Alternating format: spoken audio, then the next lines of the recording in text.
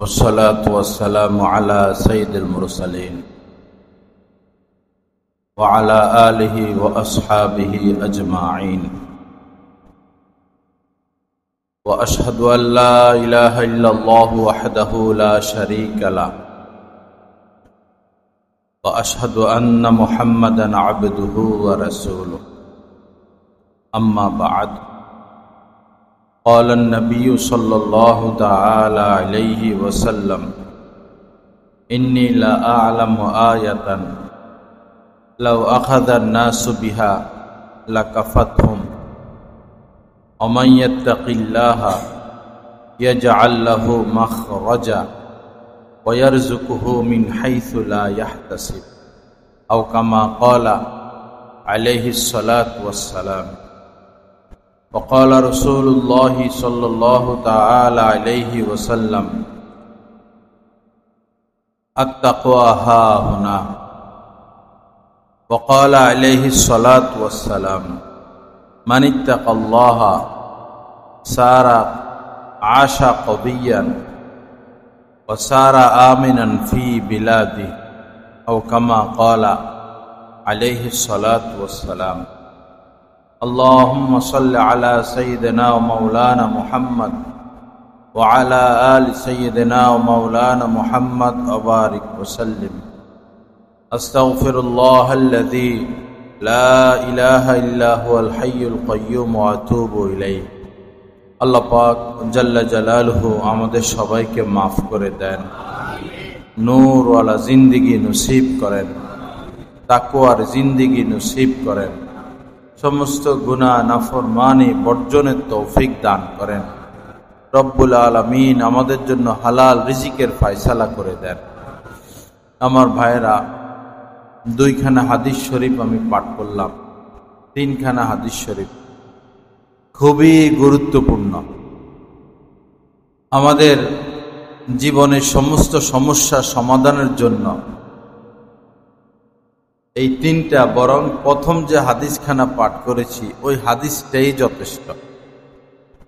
1-2টা সমস্যা না, সমস্ত সমস্যা, দুনিয়া এবং আখিরাতের সমস্ত সমস্যা দূর করার জন্য এই একটা হাদিসই যথেষ্ট, যদি আমরা আমল করি। মাশাআল্লাহ, বর্তমান সময়ে জানে না এমন মানুষ খুব কম। ওয়াজ করতে দিলে সবাই পারবে, কিন্তু মাননেওয়ালার অভাব, মানামানি নাই, অবাধ্যতা। পারিবারিকভাবেও এখন আর ছেলে মেয়েরা মা বাবার কথা মানে না, মানেই না, সেই পিচ্চিকাল থেকেই অবাধ্য। আর একটু বড় হলে তো মা বাবাই তাদের কথা মতো চলতে হয়। আর যখন সংসার ছেলে মেয়েদের হাতে চলে যায়, মা বাবা বৃদ্ধা হয়। বিশেষ করে যাদের আয় রোজগার থাকে না, সন্তানের উপর, সন্তানই সংসার চালায়, তো এই মা বাবা তখন গোলাম বাদী হয়ে যায়। এই মা বাবার আর কোনো মূল্যায়ন থাকে না। আহা, তাদের কষ্ট, চেহারা মলিন, দুঃখ, ভারাক্রান্ত অন্তর। এজন্য সন্তানের উপর ভরসা করতে নাই, ভরসা আল্লাহ পাকের উপরে।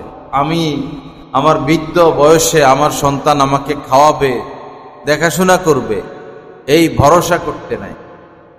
সন্তানকে এমন লাইনে পড়ালেখা করানো যে তার চাকরি, বড় চাকরি পাবে, মোটা অঙ্কের আয় পাবে, আমরা গরিব ধনী হব, আমি সচ্ছল হব, আমার মনের আশাগুলো পুরো হবে, এরকম আশা সন্তানের থেকে না করা।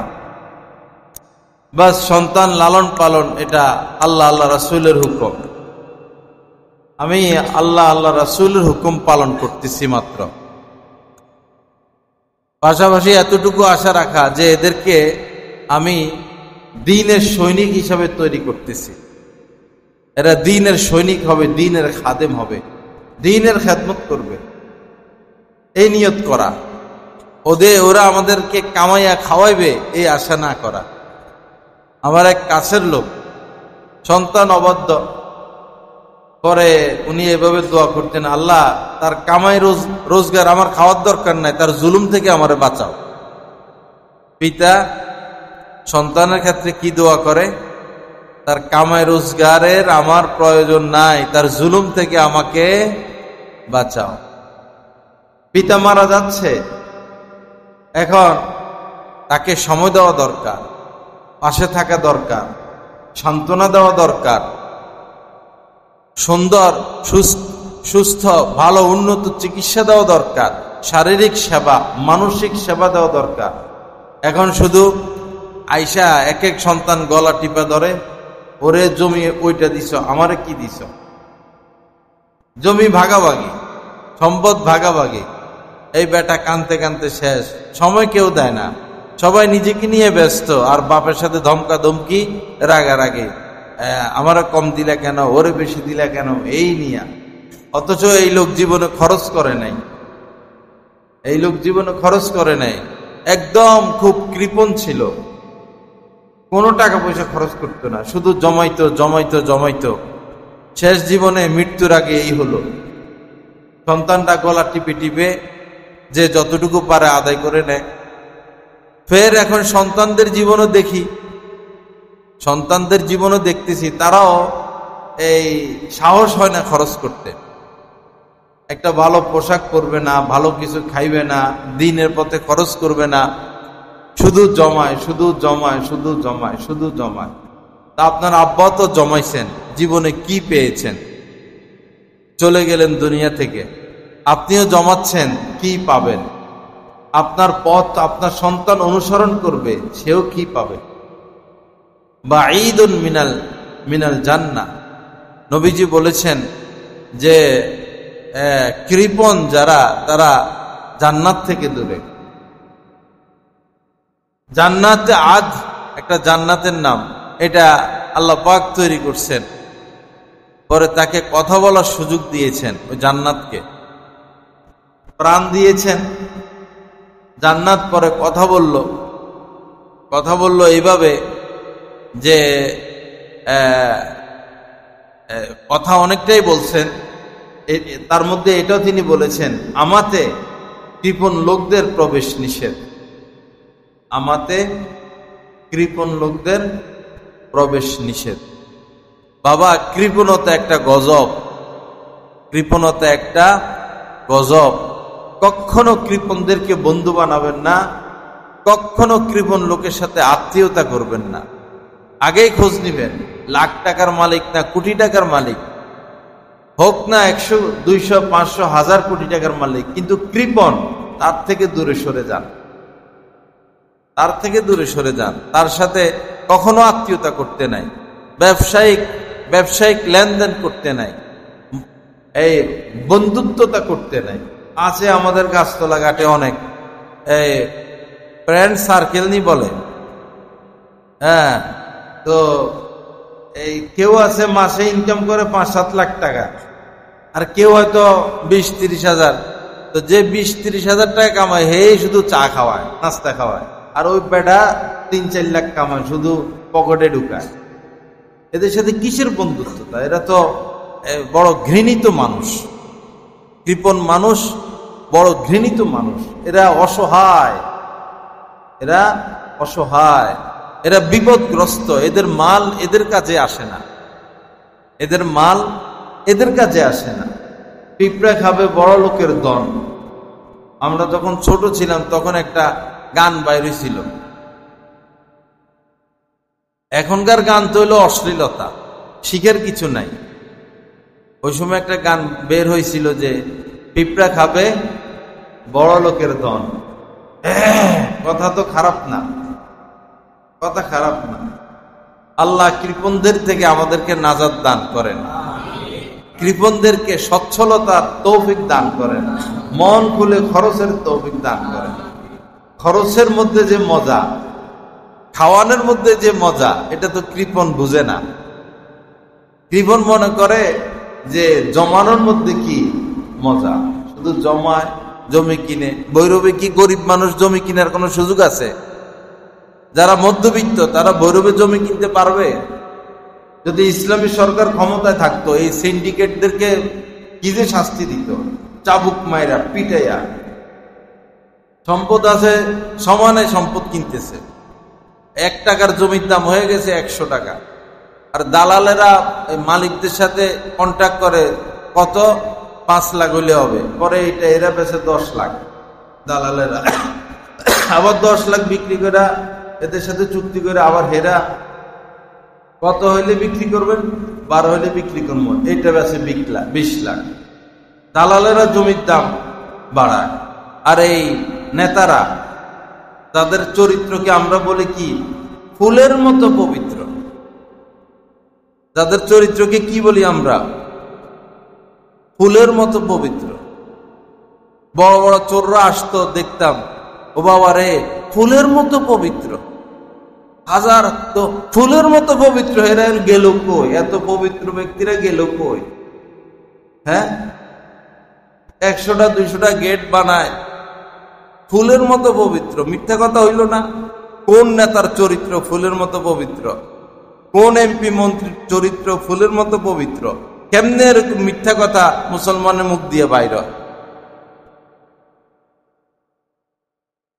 যে বাবা মা নিজের সন্তানের প্রতি দয়া করে না, যে বাবা মা নিজেই নিজের সন্তানের প্রতি জুলুম করে, সেই সন্তান দয়া মায়া পাবে কই? সেই সন্তান জুলুম মুক্ত থাকবে কোথায়?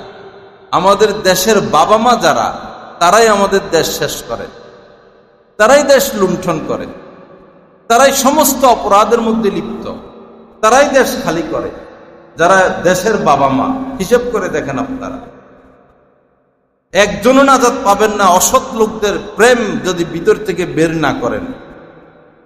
অসৎ লোক, লুটপাটকারী, চোর, গুন্ডা, এদের ভালোবাসা অন্তর থেকে যদি বাইর না করেন, ধরা খেয়ে যাবেন আল্লাহর কাছে। কারণ নবীজি বলেছেন, আল মারউ মা আমান আহাব্বা, যে যাকে মহব্বত করে তার হাসর তার সাথে হবে। আওয়াজ ক্লিয়ার না? যে যাকে মহব্বত করে তার হাসর তার সাথে হবে। প্রেম বের করেন আল্লাহর হস্তে। কাপড় কাচরাই না, এই সাবান দিয়া পরে এরকম এরকম করে, দিলকে এরকম এরকম করে তওবার দ্বারা, আল্লাহ ওয়ালাদের সোহবতের দ্বারা। অসৎ লোকের প্রেম ভিতরে রাখা যাবে না, অসৎ লোককে সমর্থন করা যাবে না, অসৎ লোকের সাথে উঠা বসা করা যাবে না। আল্লাহ হেফাজত করেন, সহি বুঝ দান করেন। তো বলতেছিলাম, কৃপণ মানুষ এটা বড় ভয়ঙ্কর মানুষ। কৃপণ লোক বড় ভয়ঙ্কর। বহু মানুষ এই মসজিদে আসে যায়, আমি দেখি, চিনি, আইসা এসির বাতাস খায়, ফ্যানের বাতাস খায়, কার্পেটের উপর বসে। আল্লাহর বান্দাদের মাথায় এটা আসে না যে কারেন্ট বিল কোথায় থেকে আসে, কার্পেট কে কিনলো, মসজিদের খরচ কিভাবে আসে। না, বস নিজের ইবাদত নিয়ে নিজে ব্যস্ত। ডাইনে বামে তাকানোর প্রয়োজন নাই। জমায় আর জমায়, জমায় আর জমায়, জমায় আর জমায়। আল্লাহ হেফাজত করেন। এই কৃপণতা বড় খারাপ, বড় নিকৃষ্ট বিষয়। কখনো এদের সাথে সম্পর্ক রাখতে নাই। সম্পর্ক বলতে এমনি দেখাশোনা, হায় হেলো, এতটুকু যথেষ্ট। বন্ধু বানানো না। বন্ধু বানাইলে আপনারটা খাইয়ে খাইয়ে আপনার জীবন শেষ করবে। একটা টাকা, 1 কাপ চা কোনোদিন খাওয়াবে না, শুধু খাইবে আর খাইবে, খাইবে আর খাইবে, খাইবে আর খাইবে। অসৎ লোকেরা যেদিন খাওয়াইতে পারবেন না, সেদিন আরেকজনের কাছে চলে যাবে। আপনি বিপদে পড়ছেন, আপনার ব্যবসায় লাল বাতি জ্বলে গেছে, এতদিন তো 6 মাস, 1 বছর, 3 বছর ধরে আপনি খাওয়াইছেন, আপনার দোকানে বসছে, আপনার অফিসে বসছে, আপনার এসি ব্যবহার করছে, আপনি চা নাস্তা খাওয়াইছেন, এখন আপনি বিপদে পড়ছেন, এখন ওই শিয়ালের মতো পলাইবে, এখন যাই আরেকটা খুঁজবে।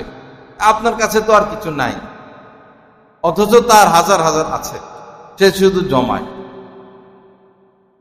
কৃপণতা এটা ঠিক না। আল্লাহ হেফাজত করেন, আল্লাহ পাক মাফ করে দেন, সহি বুঝ দান করেন। 1 কোটিপতি, 1000 কোটিপতি না কই, 100 উপরে মালিক, 100 কোটি টাকার মালিক, তার বাইলা মাছ খাইতে মন চাইছে। কি মাছ খাইতে? বাইলা, নদীর বাইলা। পরে একজনকে বললো, বাইলা মাছ খাইতে মন চাইতেছে, তো 2টা বাইলা কিনে নিয়ে আসো। কয়টা বাইলা? 2টা বাইলা। আহা, কি হবে এই সম্পদ দিয়া? লা ইলাহা ইল্লাল্লাহ। আল্লাহ মাফ করে দেন। আল্লাহ কৃপণতা থেকে আমাদেরকে বাঁচান। আপনি কৃপণ, আপনার কৃপণতার প্রভাব আপনার রক্তের উপরে, আপনার রক্ত থেকে আপনার বীর্য, আপনার বীর্য থেকে আপনার সন্তান। সুতরাং আপনিও কৃপণ, আপনার সন্তানও কৃপণ, আপনার নাতিপুতিও কৃপণ। আপনি কৃপণের বংশধর, আপনি কৃপণের ইমাম। আপনার বংশে দানশীল লোক তৈরি হবে না। বাপ যেমন বেটা তেমন। আপনি কোটি কোটি টাকা কামাচ্ছেন অসৎ পথে, খারাপ পথে, হারাম পথে। আপনার সন্তান এই টাকা ভালো পথে ব্যয় করবে না। এরা হারাম কাজ, মদ, গাঁজা, জুয়া, হারাম কাজে আপনার এই সম্পদ খরচ করে ফেলবে। হালাল রক্তকে আমরা হারাম বানাই, হালাল রক্তকে আমরা হারাম বানাই। আল্লাহ হেফাজত করেন, আল্লাহ পাক মাফ করে দেন। হযরত ইমাম, আমি যে বিষয় বয়ান করতে ছিলাম, ইচ্ছা ছিল যে বিষয় বয়ান করা, সেটা এখন আমার মাথায় নাই। তো হযরত ইমাম আহমদ ইবনে হাম্বল রহমতুল্লাহ আলাইহ, 4 মাযহাবের একজন ইমাম তিনি। তো 3 দিন ধরে কোনো খাবারের ব্যবস্থা নাই, এমন ছিল এক সময়। পরে আল্লাহ পাক সচ্ছলতা দান করছেন। 3 দিনের মাথায় কিছু এই আটার রুটির ব্যবস্থা হলো। তো যেহেতু উপবাস 3 দিন ধরে, চুলা জ্বালাবে, সময়ের ব্যাপার, লাকড়ি চুলা। তো উনার ছেলের চুলাটা চালু ছিল, আগুন ছিল। তাড়াতাড়ি করে ওই ছেলের চুলায় এই রুটি বানানো হলো। উনি ছেলেরটা কিছু খাইতেন না। পরে রুটি বানাইয়া যখন পেশ করা হলো, তখন তিনি জিজ্ঞাসা করলেন, রুটি কোথায় থেকে বানাইছো এত তাড়াতাড়ি? আগুন পেলা কোথায়? বলল, আপনার সন্তানের চুলা চালু ছিল, সেখানে রুটি বানানো হলো। উনি এই রুটি আর খেলেন না। 3 দিন উপবাসের পর রুটি মিলল, রুটি তিনি খেলেন না।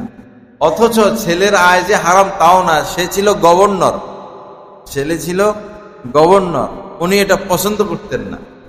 সরকারি আয় রোজগার জুলুমের মাধ্যমে হয়, বিভিন্ন মাধ্যমে হয়। উনি সরকারি কিছু খরচ করতেন না, গ্রহণ করতেন না। এই ছিল বুজুর্গদের তাকওয়া। আরেকবার এমন হলো, ওই সময় চাকরি ছেড়ে দিছেন ছেলে, এ বাপের যন্ত্রণায় গভর্নরের চাকরি ছেড়ে দিছেন। সেও মুত্তাকি, আল্লাহওয়ালা। পরে ছেলে রুটি বানাইয়া হাদিয়া দিছেন বাবা, না তার সামনে রুটি পেশ করা হলো। ইমাম আহমদ ইবনে হাম্বল রহমতুল্লাহ আলাইহির নিকট রুটি পেশ করা হলো। বললেন, কোথায় পেলে এটা? তো বলছেন যে আপনার ছেলে পাঠিয়েছে। বলল, না, আমি তার কিছু খাই না। তো সে তো এখন আর চাকরি করে না। এখন চাকরি না করুক, আগে তো করতো, আগের মাল তো সে আর ফেলে দেয় নাই।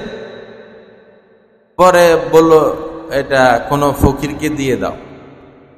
পরে ফকির পাওয়া যাচ্ছে না, রুটি নষ্ট হয়ে যাচ্ছে, নষ্ট হয়ে গেছে, খাওয়ার উপযোগী না। পরে বললেন, হযরত, রুটি তো নষ্ট হয়ে গেছে, এখন তো আর ফকিরও খাবে না, কি করব? তো নদীতে ফেলে দাও, মাছে খাবে। পরে নদীতে ফেলে দিলেন। পরে পরে আবার উনি জিজ্ঞাসা করলেন, এই কোন নদীতে রুটিগুলো ফেললা? বলল, দজলা নদীতে, ইরাকের দজলা নদী। তো উনার ওই নদীর মাছ কি ছিল? প্রিয় ছিল। গৌরবের মানুষ নদীর মাছ ছাড়া খায় না। উনার নদীর মাছই প্রিয় ছিল। এখন ওই নদীতে ফেলছে রুটিগুলো। পরে মরণ পর্যন্ত তিনি আর এই নদীর মাছ খান নাই। এই ছিল আমাদের বুজুর্গদের তাকওয়া। আল্লাহর ভয়ে তাদের জীবনটা কেমন ছিল, আল্লাহর ভয়ে। আহা, কি হলাম আমরা, কোন পথে অগ্রসর হচ্ছে।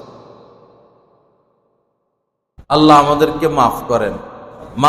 বাবার সম্পত্তি ত্যাগ করা, বাবা সম্পত্তি রেখে গেছেন, সন্তান তো সম্পত্তির মালিক হবে। বাবার সম্পত্তি না নেওয়া, এটা কত বড় মুজাহাদা। হযরত থানবী হযরত মাওলানা আশরাফ আলী থানভী রহমতুল্লাহ আলাইহির আব্বা নবাব মানে জমিদার ছিলেন, ভালো ব্যবসায়ী ছিলেন, ওনার আয় রোজগার হালাল ছিল। ছেলেকে আলেম বানাইছেন, কত বড় আলেম হইলেন।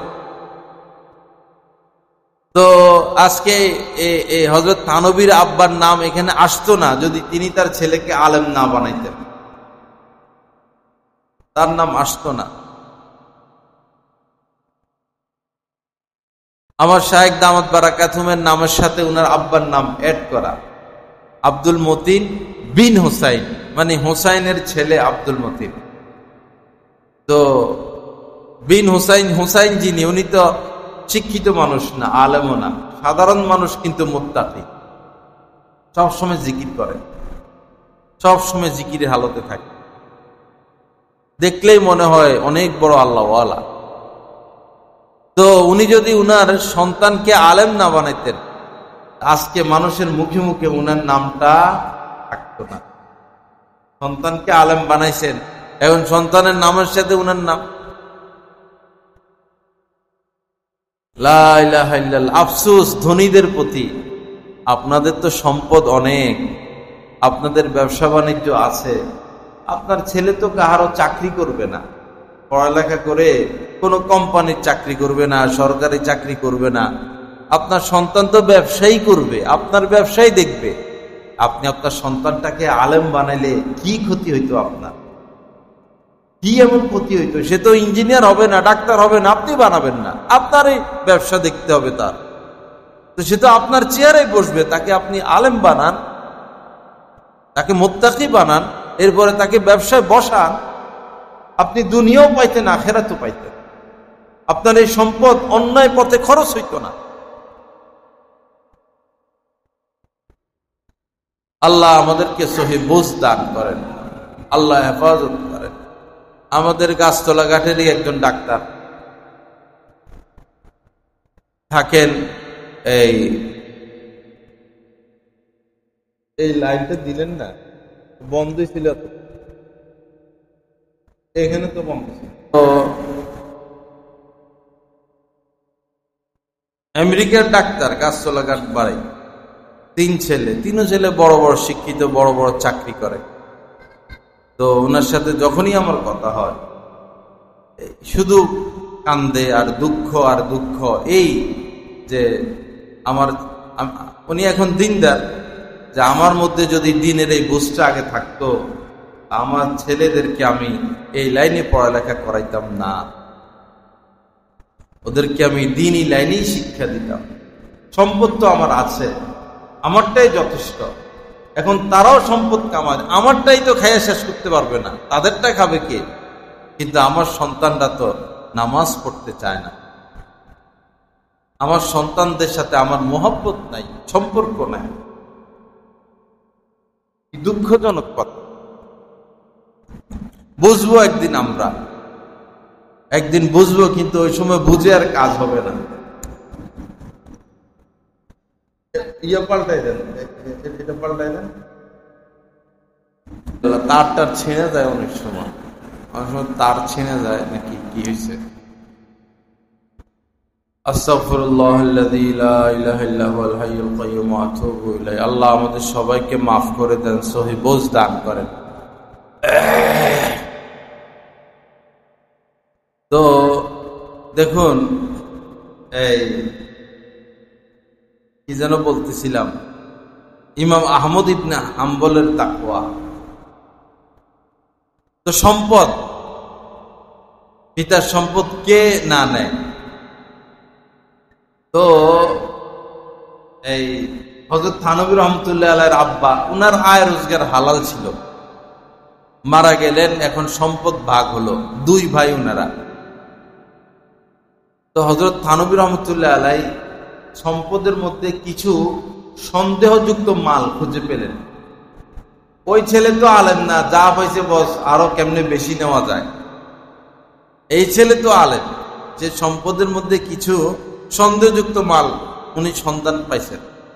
এখন তিনি পিতার এই সম্পদ নিবেন কি নিবেন না, নিতে তার ইতস্ত বোধ হচ্ছে, আবার না নিলেও 2 ভাই মনে দ্বিধা লাগতেছে, হয়তো পেরেশানিতে পড়তে হবে।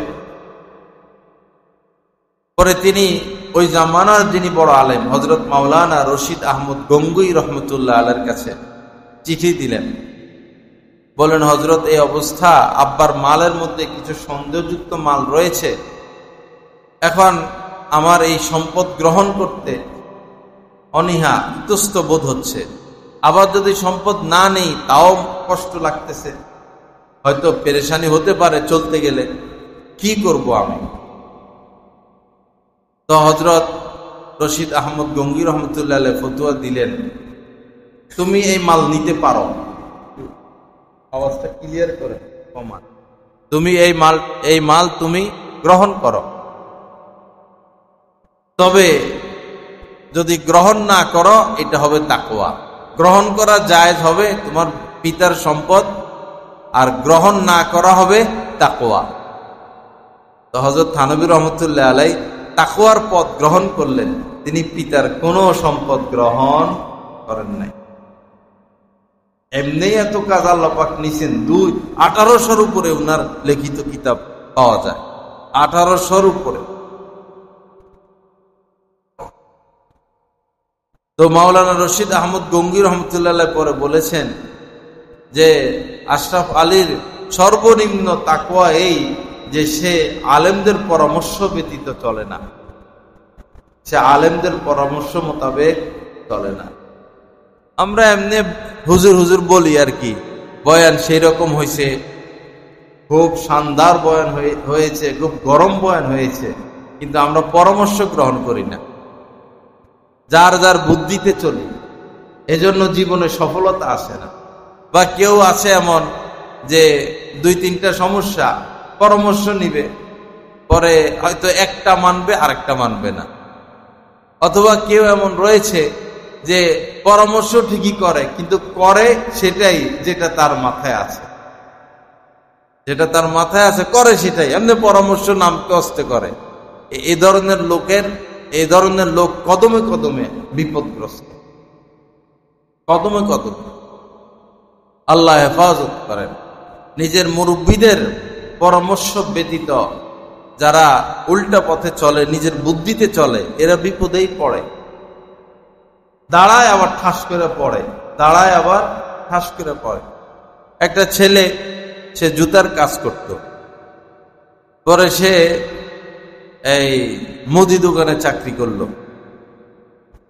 পরে আমার সাথে সম্পর্ক, যাক, সে এখন ইলমে দ্বীনের খেদমত করবে। পরে ঢাকাতে কারি আনোয়ার সাহেবের এখানে ট্রেনিং করলো 1 বছর, খুব কষ্ট করে ট্রেনিং করছে। পরে সে এখন ওস্তাদ, বাচ্চাদেরকে পড়ায়। তার সম্মান রাজা বাদশাদের মতো সম্মান, সবাই ওস্তাদজি বলে। আলেম ইলম তৈরি হইতেছে। হাদিয়াও যে এমন তাও না, হাদিয়াও 15, 16, 17 এরকম ভালো চলতেছে। কিন্তু দেখে যে কেউ বাড়ি বানাইতেছে, কেউ গাড়ি নিয়ে চলতেছে। ঢুকলো ভিতরে কি? লোভ ঢুকছে। এখন সে ব্যবসা করবে। আমার সাথে পরামর্শ করছে, আমি পরামর্শ দিছি, তোমার এই সমস্যার এই সমাধান, পরামর্শ পর্যন্তই। অথচ সে আমার কাছে বায়াত, আমার পরামর্শ মানা তার উপর জরুরি ছিল, মানবে না, ব্যবসা করবে। আমার তো ধারণা সে আবার জুতার কাজেই ফিরে যাবে, আবার সে জুতার কাজে ফিরে যাবে। বহু লোক ছেলে বিদেশ পাঠাবে। আমি বললাম যে ব্যবসা আছে আপনার ব্যবসায় বসান, বিদেশ পাঠাবেন কেন? বাধা দিয়ে আসছে, মানে নাই, পাঠাইছে বিদেশ, ফিরে আসছে। বিদেশ যাবে কেউ, আমি নিষেধ করছি, বিদেশ কেন যাবে? তোমার তো আয়ের উৎস আছে, আয় করো, মুসলিম দেশে বসবাস করো, না বিদেশ যাবে। পরে ঘুরে গেড়ে আবার চলে আসে। নিজের শায়েখের পরামর্শের বিপরীত না চলা, বিপদ চলে আসে, বিপদ চলে আসে। নিজের শায়েখের থেকে দূরে সরা বিপদের কারণ। কেউ যদি কাহারো হাতে বায়াত হইল, এখন সে দূরে দূরে, বুঝবেন যে অচিরেই সে বিপদে পড়ে যাবে। আর কাহারোর সাথে ইসলামী সম্পর্ক রাখলো, বায়াত হলো কাছে কাছে, নিজের শায়েখকে মহব্বত করে কাছে কাছে, বুঝবেন যে আল্লাহর রহমত তার উপর বর্ষণ হচ্ছে, সে দুনিয়াও পাবে, আখিরাতও পাবে। এজন্য আল্লাহ ওয়ালাদের থেকে দূরে না সরা, নিজের শায়েখের থেকে দূরে না সরা, নিজের শায়েখের কোনো বিষয় বুঝে না আসলে চুপ থাকা, সমালোচনায় না জড়ানো, চুপ থাকা। বহু বিষয় আছে সাধারণ মানুষ বুঝবে না, সাধারণ মানুষের মাথায় এটা আসবে না, বুঝবে না তারা। এক লোক আলেম মানুষ, তো কোনো আল্লাহওয়ালার হাতে বায়াত হলো, তো জিকির দিলেন, আমল দিলেন, কিন্তু তার ইসলাহ হয় না।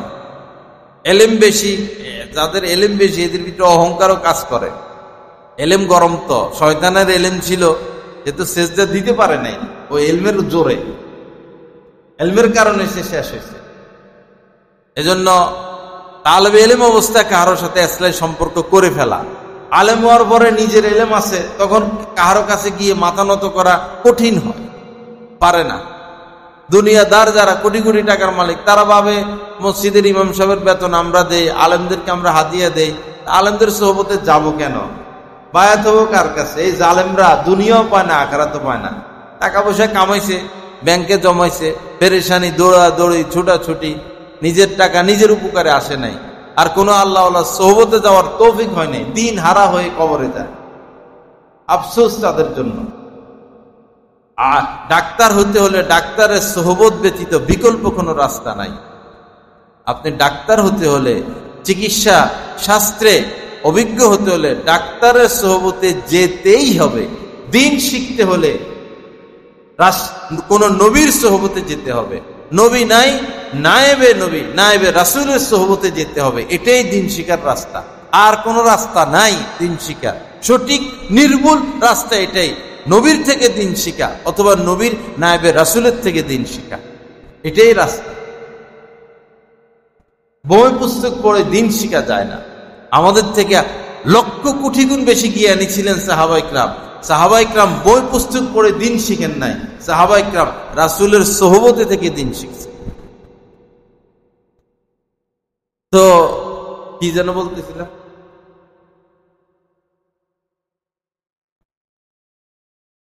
পরামর্শ মোতাবেক চলা, পরামর্শ মোতাবেক চলা। একটা ছেলে ফার্মেসি চালায়, ভালো আয় রোজগার, কিন্তু ওই খারাপ পোলাপানরে বন্ধু বানাইছে, হুন্ডা লইয়া দেয় দৌড় এদিকে এদিকে, পরে ব্যবসা নিচের দিকে। আমি নিষেধ করতাম, এদের সাথে ঘুরা বাদ দাও, তুমি তোমার ব্যবসা করো। দোকানে সবসময় 7-8টা ছেলে বসে থাকলে মহিলা মানুষ ঢুকবে, কাস্টমার ঢুকবে, পরে ব্যবসা নিচের দিকে, বিদেশ যাবে, ইউরোপ যাবে। আমি নিষেধের উপরে আছি, দোয়া চাই, আমি দোয়া করি না। যাওয়ার সময় দোয়া চাইছে, আমি কইছি না, তুমি তো ফিরেই আসবা, আমি এরকম উল্টাপাল্টা দোয়া করি না। কাফের রাষ্ট্রে কেন যাবে? নিজের মুসলিম রাষ্ট্রে আয় রোজগারের রাস্তা খোলা থাকলে কাফের রাষ্ট্রে যাবে কেন? সেখানে যেখানে মেয়েরা উলঙ্গ থাকে, যেখানে হালাল রুজি, হালাল জিনিস কিনলেও পাওয়া যায় না, যেখানে আলেম পাওয়া যায় না, হাফেজ পাওয়া যায় না, যেখানে মসজিদ পাওয়া যায় না, যেখানে যেদিকে তাকাবে অশ্লীলতা, যেদিকে তাকাবে অশ্লীলতা, যেখানে মদ স্বাভাবিক খাবারে পরিণত হয়েছে। একজন মুসলমান তো সেই দেশ থেকে হিজরত করে চলে আসবে। একজন মুসলমান টাকার লোভে কেন সে দেশে যাবে? হ্যাঁ, তার পিঠ দেওয়ালে ঠেকে গেছে, তার চলার কোনো ব্যবস্থা নাই, তার ব্যাপারে মাসালা ভিন্ন, কিন্তু যার চলার মতো অবস্থা আছে সে কেন যাবে? এই কালিকা প্রাসাদে গতকালকের ঘটনা, আমাদের ড্রাইভার সাহেব আমাকে বলছেন, তাদের বাড়ির পাশের এক ছেলে 30-35 লক্ষ টাকা খরচ করে ইতালিতে গেছে, পরে যাইতে পারে নাই, ফিরে চলে আসে কোনো কারণে। পরে এসে সিএনজি চালাইতো, সংসার চলতেছে। আবার কে ওই আগের টাকা কিন্তু ঋণ, আবার কে বুদ্ধি দিছে, যাও অল্প টাকা যাইতে পারবা, তুমি তো রাস্তাঘাট চিনো এখন। আবার 10-15 লাখ টাকা ঋণ লইয়া আবার গেছে, যাইয়া ইতালিতে উঠলো, অসুস্থ হয়ে গেছে। পরে গতকাল না গত পরশু দিনে মারা গেছেন। এখন ঋণ কত? প্রায় 45 লক্ষ টাকা ঋণ। বড় ছেলে নাই, একটা মেয়ে 13 বছরের, বড় বাচ্চাটা মেয়ে 13 বছর বয়স, আরগুলো ছোট। তো এই লোক কোনো আলেমের পরামর্শ মানলো না, নিজের বুদ্ধিতে কাজ করে এখন নিজে তো চলে গেল, কই গেছে এখন তো আমরা জানি না, নামাজ রোজা তো ছিল না কিছু, সে কোথায় গেছে আমরা তো বলতে পারি না। কিন্তু তার মাকে, তার স্ত্রীকে, তার সন্তানকে সে কেমন বিপদে ফেলে গেল, ঋণগুলোকে পরিশোধ করবে, আর এই পরিবারটা এখন চলার মাধ্যম কি, রাস্তা।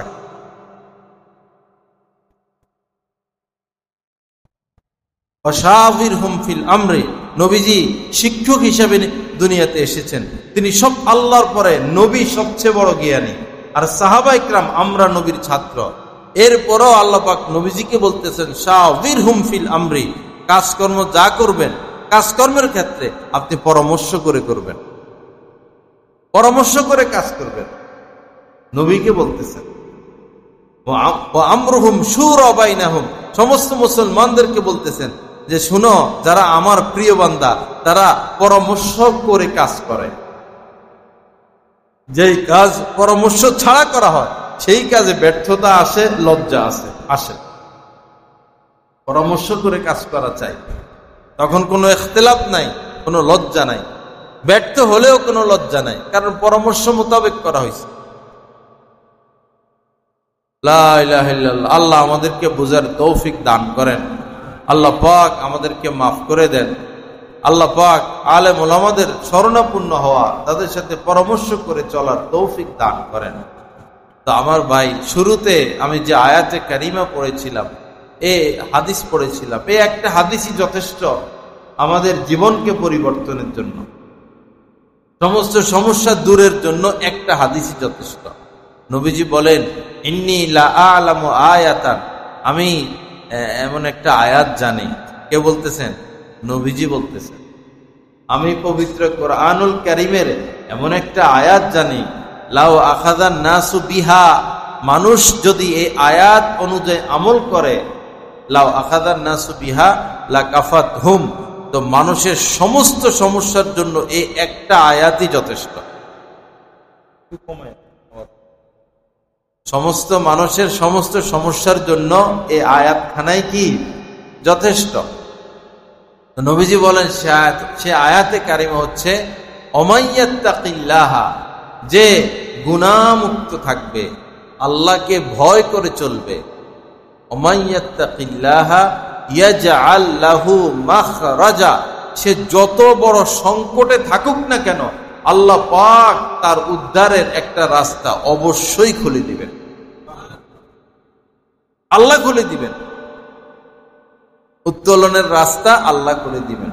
ওয়ারযুকুহু মিন হাইসু লা ইয়াহতাসিব, এবং এমন এমন স্থান থেকে তার রিজিকের ব্যবস্থা হবে যেটা সে কল্পনাও করে নাই। এত দৌড়াদৌড়ি ছুটাছুটি না, তাকওয়ার দিকে দৌড়াদৌড়ি, তাকওয়া তাকওয়া, গুনাহ থেকে বাঁচা, গুনাহ থেকে বাঁচা, গুনাহ থেকে বাঁচা, সবকিছু সিস্টেম আল্লাহ করবেন। আমরা গুনাহ থেকে বেঁচে থাকবো, আর সঠিকভাবে চেষ্টা যতটুকু করার আয় রোজগারের জন্য সেটা করব। আবার তাকওয়া অবলম্বন করে ঘরে বসে থাকলে হবে না, কিছু কাজ করতে হবে। অনেকে আছে কোনো আয় রোজগার করে না, ঘুরে গাড়ে, এটা ঠিক না।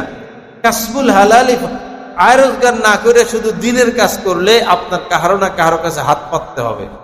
সিদ্দিকে আকবর নবীদের পরে যার স্থান, তারও তো ভাতা নির্ধারণ করা হয়েছে, নাহলে তিনি চলবেন কিভাবে? তিনি ব্যবসায়ী ছিলেন, তিনি খলিফা নিযুক্ত হওয়ার পরে ব্যবসা করার জন্য বাজারে যাইতেছেন। হযরত ওমর বাধা দিচ্ছেন যে আপনি ব্যবসা বাণিজ্য করলে রাষ্ট্র চালাবে কে? তো উনি বললেন, তা আমি ব্যবসা না করলে আমার সংসার চলবে কেমনে? পরে হযরত ওমর বলছেন ভাতা ধরা হবে। তিনি ভাতা নিতে রাজি হন নাই, তাও ভাতা ধরা হয়েছে। পরে হযরত ওমরও তো ব্যবসায়ী মানুষ, তখন উনি খলিফা হয়েছেন, এখন ওনারও তো সংসারে চালাইতে হয়, ব্যবসা করতেন। এখন সবাই বলেন না, আপনি ব্যবসা করলে দেশ চালাবে কে? তো উনার ব্যবসা, তো উনার জন্য বাইতুল মাল থেকে হাদিয়া ধরা হয়েছে। এটা মূর্খতা, কোনো আয় রোজগার না করে শুধু ঘুরাঘুরি করা। কাসবুল হালালি ফারিজা বাদাল ফারিজা, নবীজি বলেছেন ফরজ ইবাদত করার পর কোন হালাল রুজি অন্বেষণ করা, এটা আরেকটা ফরজ। আমাদের হারদি হযরত রাহমাতুল্লাহ আলাইহি বলতেন যে মসজিদের এক কোণায় বসে কেউ আল্লাহ আল্লাহ আল্লাহ আল্লাহ সুবহানাল্লাহ সুবহানাল্লাহ আলহামদুলিল্লাহ আলহামদুলিল্লাহ জিকির করতেছে, এটা জিকির অবশ্যই অনেক বড় আমল। জিকির করতেছে, এটা ছোট কাজ না, অনেক বড় কাজ। আর আরেকজন রাস্তা দিয়ে হেঁটে হেঁটে ভাই লাগবে মুরগি, ভাই ধনিয়া পাতা, ভাই কাঁচামরিচ, আছে না, দেশি মুরগি, হাঁসের ডিম ডাক দেয় না? হযরত বলেন যে যেই লোক জিকির করতেছে এটা তো নফল, আর যেই লোক চিল্লাইতেছে লাগবে ডিম লাগবে মুরগি, সে তো একটা ফরজ আমল করতেছে, কারণ আয় রোজগার করা ফরজ। উনি করতেছেন কি? জিকির করতেছেন আয় রোজগার বাদ দিয়া, উনি মোস্তাহাব নিয়ে ব্যস্ত। আর যে লাগবে ডিম লাগবে ধনিয়া পাতা, সে কিসের আমল করতেছে?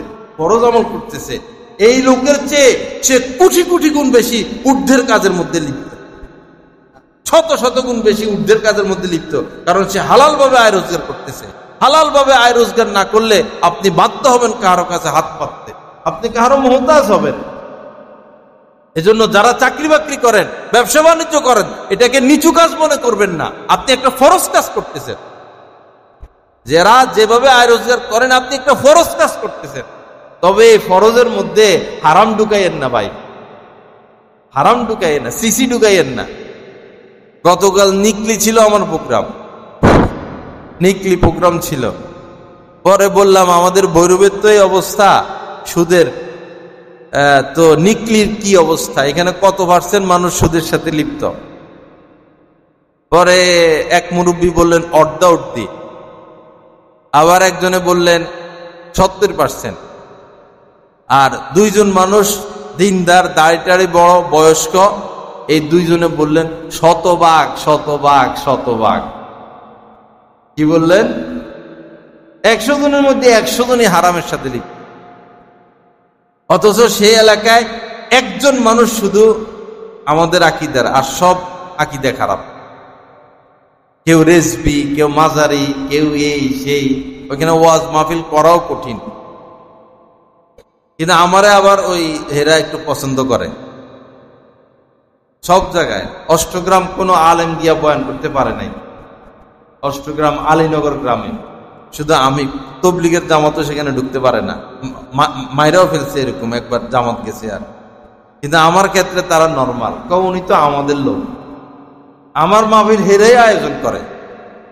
বেদাতীরা, মাজারিরা, সুন্নিরা যা যা আছে সবাই মিলে আমার মাহফিল তারা আয়োজন করে। আমি যাই বয়ান করি, নবীজি এইভাবে ঘুমাইতেন, এইভাবে খাইতেন, এইভাবে হাঁটতেন, নবীজি এভাবে কথা বলতেন, এইভাবে নামাজ পড়তেন, আমারও ওয়াজ সেখানে। এটা এত পছন্দ তারা আমারে করে।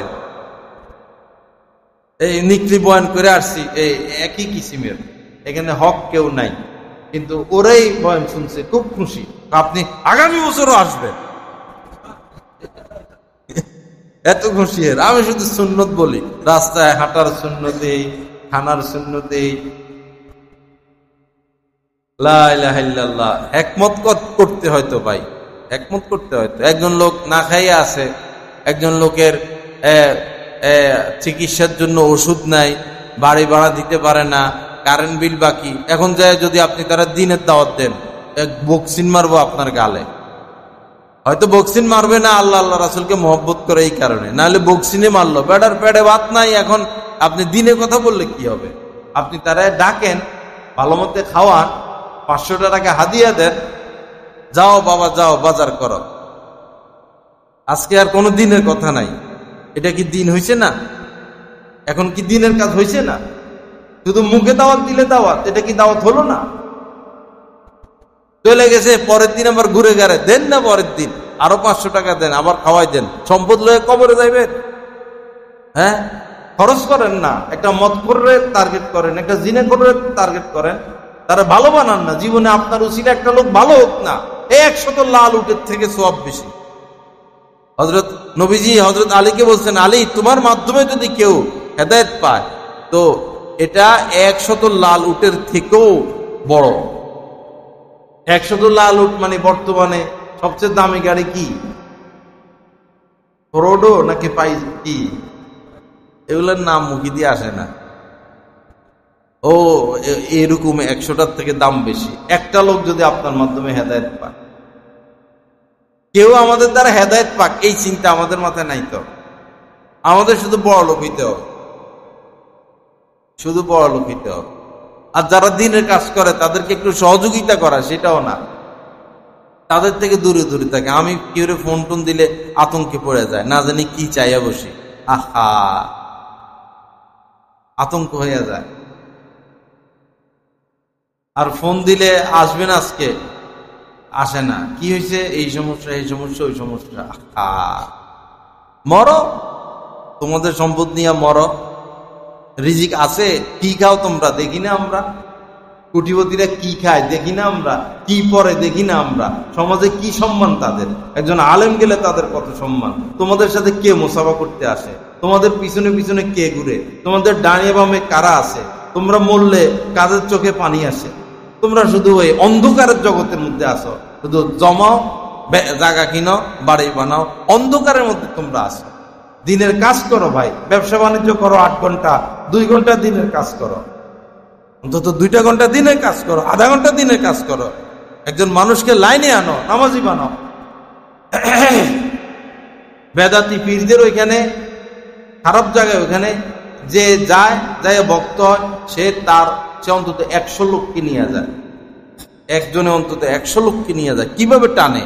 আর মানুষ যখন হক্কানি কোনো আলেমের ঠিকানা পায়, এখানে মানুষ টাইনে আনে না, নিজের আসে, নিজে আসে।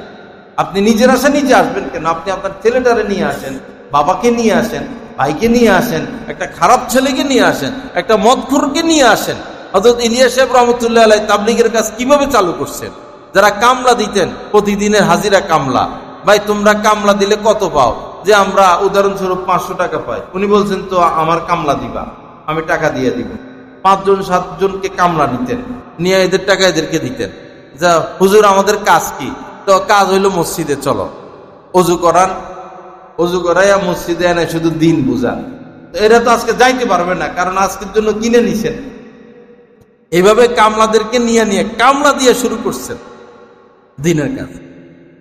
টাকা খরচ করতে হয়তো, পরে কিছু শিখাইয়া, কালেমা টালেমা, নামাজ রোজা কিছু শিখাইয়া এদেরকে দিয়ে গাছ করাইতেন। সেই দাওয়াত তাবলীগের মেয়াদ কত ঊর্ধ্বে উঠলো, কত লক্ষ মানুষ দিন পাইল, কত কোটি মানুষ দিন পাইল। কিন্তু শুধু দাওয়াতের তাবলীগের মেহনত করে গেছেন, আলেমের সোহবতে যান নাই। আলেমদেরকে ভিন্ন নজরে দেখতো। এরাও কুঠি কুঠি আবার গুমরাহির পথে চলে গেল, কেবলই মাত্র আলেমদের সোহবত থেকে দূরে থাকার কারণে। আমরা শুনতাম এরা বিভিন্ন কথা বলতেন আলেমদেরকে নিয়ে, আলেমদের সোহবতে যাইতো না। আল্লাহ হেফাজত করেন, সহিহ বুঝ দান করেন। যাই হোক ভাইরা, ওই যে নবীজির কথা, এই একটা আয়াতের উপর চলতে পারলে সমস্ত সমস্যা সমাধান। মাইকটা পরিবর্তনের দরকার, আমারও গলা সমস্যা হয়, কথা অস্পষ্ট হয়, পুরা সেট পরিবর্তনের দরকার। লা ইলাহা ইল্লাল্লাহ, একটা সেট দেওয়ার মতো এখানে 100 জন আছে, কিন্তু আমি যে বলছি যে এই পর্যন্তই শেষ। আয়সা যে কেবল যে 2 টাকা নেন, একটা সেট আনেন। অন্ধকারের মধ্যে আছি আমরা, দিনের কাজ বসে থাকে না, দিনের কাজ চলতে থাকে। আমি মাহরুম, আমি দিনের কাজে শরীক হতে পারলাম না, আমি মাহরুম। ছেলে মেয়ে, স্ত্রী সন্তান, আল্লাহ পাক তো বলেই দিলেন, এরাই তোমাদের দুশমন, বলেই দিচ্ছেন কথা, ফাইনাল কথা বলে দিচ্ছেন। কার জন্য দৌড়াদৌড়ি ছোটাছুটি করো? তোমার দুশমন তো তোমার ঘরে। লা ইলাহা ইল্লাল্লাহ। আল্লাহ আমাদেরকে মাফ করে দেন। তো তাকওয়ার পথে চলা ভাই।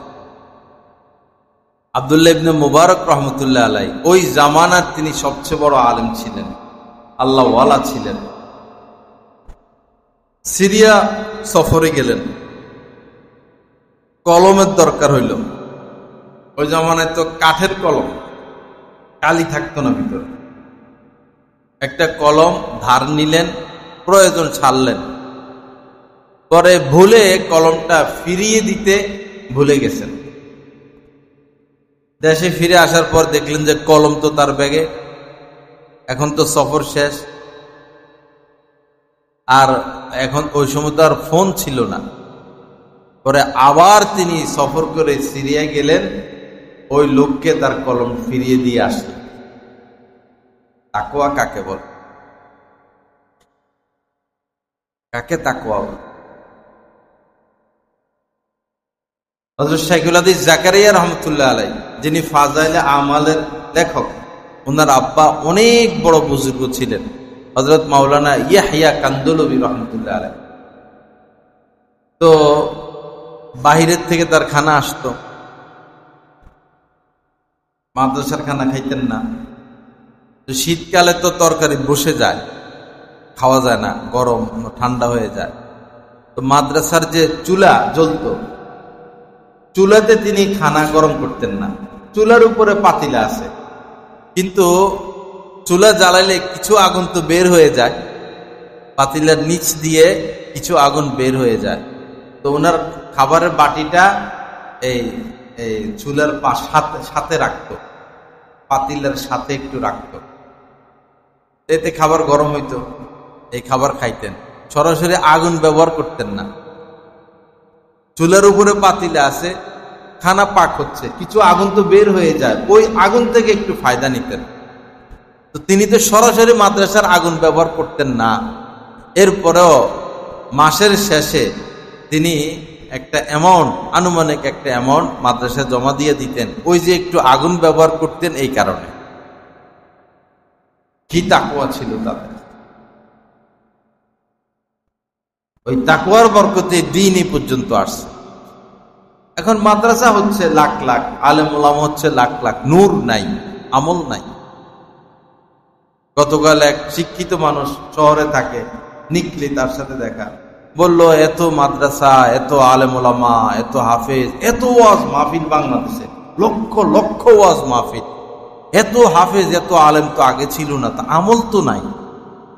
যারা বলে তাদেরও আমল নাই, যারা শুনে তাদেরও আমল নাই। কি ব্যাপার, এমন কেন? আফসোস করে বলতেছেন, আমল তো নাই। কথা তো ঠিক, আমল তো নাই। আমরা ভুল পথে হাঁটতেছি সব। লা ইলাহা ইল্লাল্লাহ। আল্লাহ আমাদের সবাইকে মাফ করে দেন, সহি বুঝ দান করেন। সবাই তাকওয়ার পথে হাঁটি, ইনশাআল্লাহ সফল হব, কামিয়াব হব। তাকওয়ার পথে হাঁটি, গুনাহ ছেড়ে দেই, হালাল গ্রহণ করি, মানুষের সাথে ভালো ব্যবহার করি, পরিবারের সাথে ভালো ব্যবহার করি, হক্কানি আলেম ওলামাদের সাথে উঠা বসা করি। আল্লাহ সবাইকে তৌফিক দান করেন। আমাদের যে চাদরটা দেখেন না, নতুন চাদর কিনা, পছন্দ হয়েছে কালারটা, মোটাও এবং নতুনও। আমাদের আজিজ মাস্টার সাহেব 5-6 ঘন্টা ইসলামপুর ঘুরা পরে এটা পছন্দ করছে। তো এই যে টাকা গত সপ্তাহ উঠছে 36,800 কত টাকা যেন উঠছে, এতে কাপড় কিনা যায় না, কাপড়ের দাম আরো বেশি। দামটা কত ওইটা আমি ভুলে গেছি। আবার কারেন্ট বিলও দিতে পারে নাই এখনো, মসজিদের কারেন্ট বিলও বাকি, মনে 2 মাসের কারেন্ট বিল বাকি। তো খুশি মনে আমরা একটু আবার মঙ্গলবারে আমাদের এই জামেয়ায়, আপনাদের এই প্রিয় প্রতিষ্ঠানে বার্ষিক মাহফিল মঙ্গলবার। তো প্রধান অতিথি হিসাবে আল্লামা সাজিদুর রহমান সাহেব দামাত বারাকাতুম আসবেন, এবং আল্লামা নুরুল ইসলাম অলিপুরি দামাত বারাকাতুম আসবেন, আরো অনেক উলামা ইকরাম আসবেন।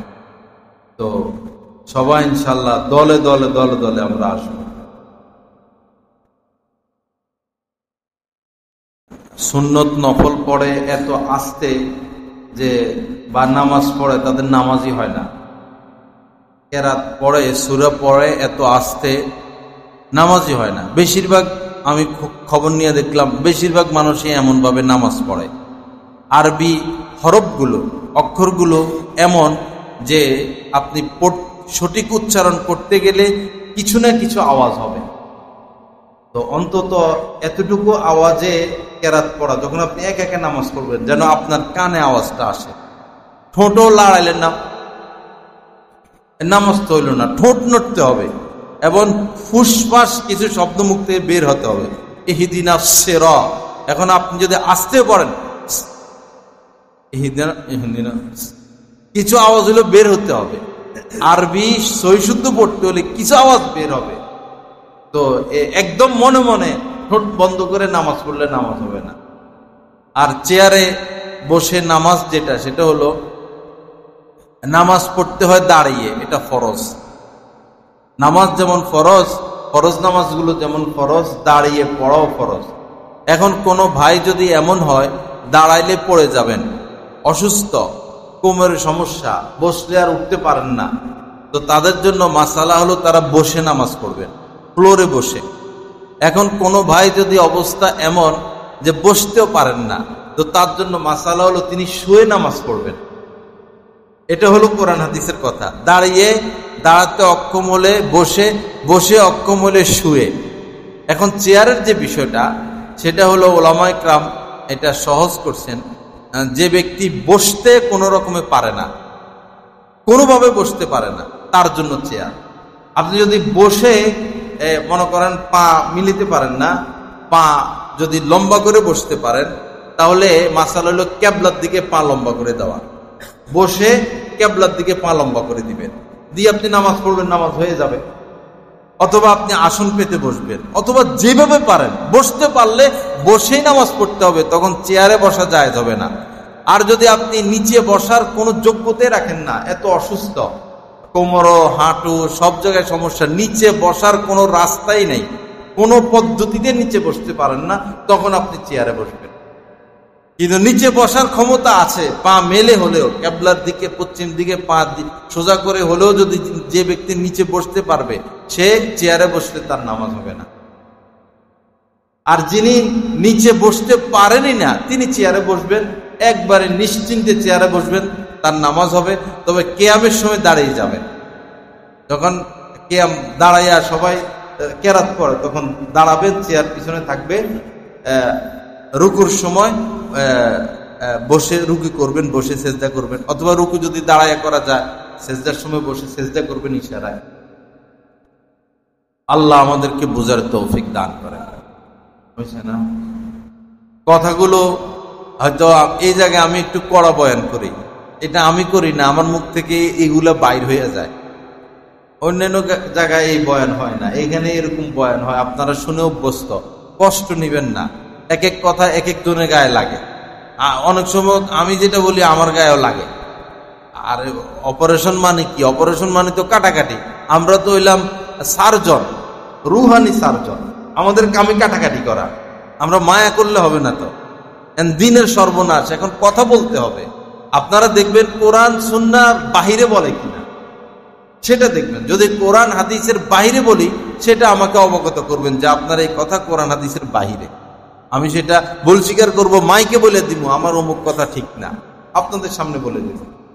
কিন্তু যদি কোরআন সুন্নাহ মোতাবেক হয়, তাহলে কষ্ট পেলেও গ্রহণ করবেন। আমারে রাইখা পলায়া যায়েন না, দূরে দূরে থাকেন না, শুনতে থাকেন না ভাই, শুনতে থাকেন, শুনতে থাকেন, শুনতে থাকেন। আপনার মন যদি পাথরও হয়, মনে রাখবেন একদিন গলবে। পাথর এত শক্ত, পানি কত পাতলা।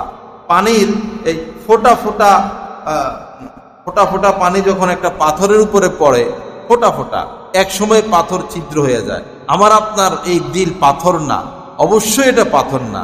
দিনের কথা শুনতে শুনতে একদিন না একদিন মন গলবে। পলাবেন না, আসতে থাকেন, বয়ান শুনতে থাকেন, মাঝে মধ্যে একটু দেখা সাক্ষাৎ করতে থাকেন। আমার সাথে হোক, আলেম ওলামাদের সাথে হোক, দেখা সাক্ষাৎ করতে থাকেন। ইনশাআল্লাহ মন গলবে, ইনশাআল্লাহ দিনের পথে আসতে পারবেন, কেউ মাহরুম হবে না। ইনশাআল্লাহ মাহরুমই নাই, জান্নাতে ইনশাআল্লাহ আমরা সবাই যাবো। জান্নাত নিয়ে টেনশন নাই, জান্নাত নিয়ে টেনশন নাই, জান্নাতে আমরা সবাই যাবো ইনশাআল্লাহ। আল্লাহ আমাদের সবার জন্য জান্নাতের ফয়সালা করেন।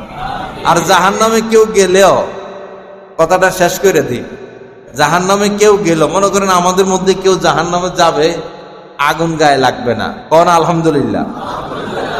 কোন মুসলমান জাহান্নামে গেলে তার গায়ে আগুন লাগবে না। আমাতাহুল্লাহু ইমাতাতান। কোন মুসলমান জাহান্নামে গেলে আল্লাহ পাক তাদেরকে এক ধরনের মৃত্যু দিয়ে দিবেন। মুসলমানকে এক ধরনের মৃত্যু দিয়ে দিবেন, যতদিন সে জাহান্নামে থাকার দরকার থাকবে, আগুনের টের সে পাবে না। যেমন অপারেশন করে, হার্ট কেটে ফেলায়, পেট কেটে ফেলায়, সিজার করে ফেলায়, এই লোকেরা টের পায়। এই মুসলমানরা জাহান্নামে গেলে আল্লাহ পাক এমন একটা সিস্টেম করে দিবে, জ্বলবে জাহান্নামে কিন্তু কষ্ট ভোগ করবে না। বলেন আলহামদুলিল্লাহ। এখন এই যে আল্লাহ এত বড় দয়া করবেন, এখন পাপ করা উচিত না পাপ ছাড়া উচিত? খুশিতে পাপ ছাড়ে দিই, খুশিতে আমরা নজর হেফাজত করি।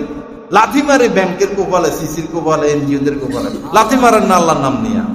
আপনি যদি চলতে না পারেন, আমি আপনার খানার জিম্মাদারি নিব, আমি খানার জিম্মাদারি নিব, আমি আপনারা খাওয়াবো, আপনি সুদ ছাড়েন। পুরা বৈরবের মানুষের খানার জিম্মাদারি নেওয়ার সাহস আমার আছে। পুরা বৈরববাসীরে খাওয়াবো, আপনারা সুদ ছাড়েন। রিজিক আল্লাহ দিবে, আল্লাহর উপর ভরসা করেন। আলহামদুলিল্লাহ আমাদের এখানে মাসিক ইজতিমা 1000 উপরে মানুষের খাবার দাবার হয়। এরপরে প্রতি জুমার দিন, জুমার পরে মানুষের খাবার দাবারের ব্যবস্থা হয়। এরপরে সোমবারে ইফতারের আয়োজন হয়। আলহামদুলিল্লাহ আল্লাহ কিছু দোস্ত হাবাব দিচ্ছেন, তাদেরও হিম্মত বড়। শুরু হয়েছে 3-4 জন, 30-40 জন, এখন 250 মানুষ খায়। আল্লাহ ব্যবস্থা করতেছে, তাও 4 মাসের আগে সিরিয়াল নাই কেউ খাওয়াইতে চাইলে। তো ব্যবস্থা কে করেন? আল্লাহ করেন। এমনও আল্লাহর ওলি ছিলেন যাদের দরবারে প্রতিদিন 1 লক্ষ মানুষ খাইত,